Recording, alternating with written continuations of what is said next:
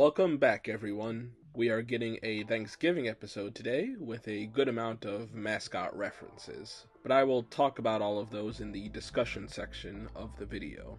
I hope you all enjoy, so let's get into it. We start with Coop trying to rush through his training because it's Thanksgiving, and he starts to imagine the feast he's going to have. But he wasn't paying attention, and he ends up running through Saturn's rings, making a huge gap in them. Not really caring, he just says that they look better that way and rushes off, not realizing he is bringing a few asteroids with him. Which one of them makes it to Earth, and it seemed to be a slime-like organism that was attached to the asteroid, or inside it.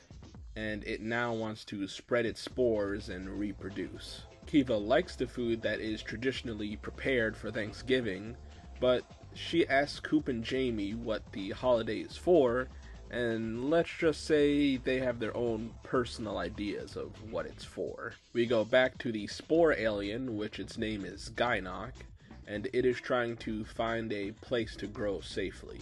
Then when it starts to root down in a sewer opening, it gets stepped on by Magus without them even realizing it. So Gynok decides that it has to take Magus down to grow safely, and wants to wear the mascot balloons to become larger. The parade finally starts with both Coop and Jamie thinking about the types of floats they would enter. Coop, of course, imagines he would make a Mad Max type of float with a fire-breathing chicken, and Jamie imagines he would enter Magus dressed up as the Joker with Harley Quinn girls with him and Coop as the driver. As the parade balloons go by, one of them starts to roar at Magus and transform to a much more threatening design, with this being Gynok, who proceeds to attack Magus. Then we do get a funny joke from Coop with a clever way of censoring it. Plant? Well, how about I plant my foot in its...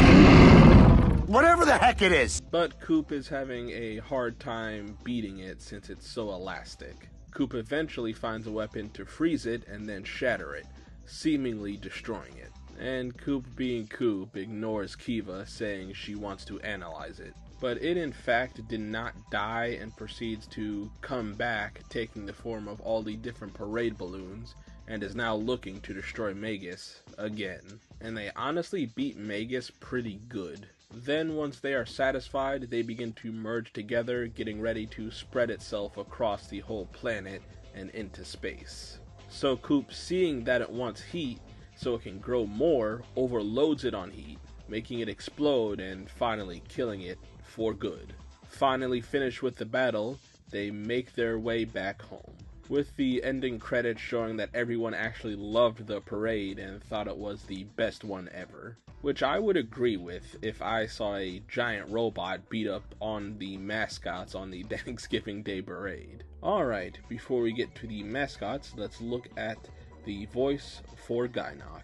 It was played by Darren Norris, who has also played Cosmo from Fairly Odd Parents, Count Spankulot from the Codename Kids Next Door, J. Jonah Jameson from Spectacular Spider-Man, and Knockout from the Transformers Prime show.